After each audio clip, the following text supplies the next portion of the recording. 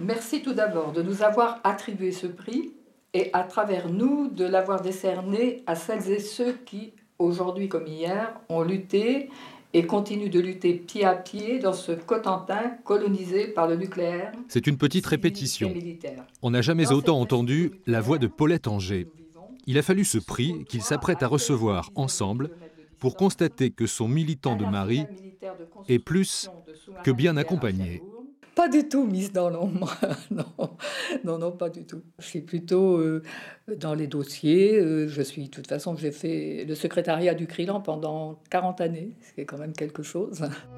Le Crilan, œuvre collective, née de la contestation à la construction de la centrale de Flamanville.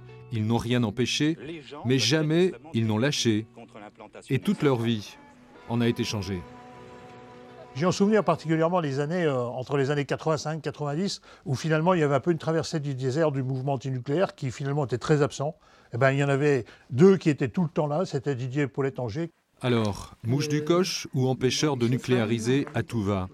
Ceux qu'à l'époque on n'appelait pas encore les lanceurs d'alerte ne sont pas mécontents de leur bilan. Aujourd'hui, l'usine de l'AREC fonctionne à peu près à la moitié de ses capacités théoriques.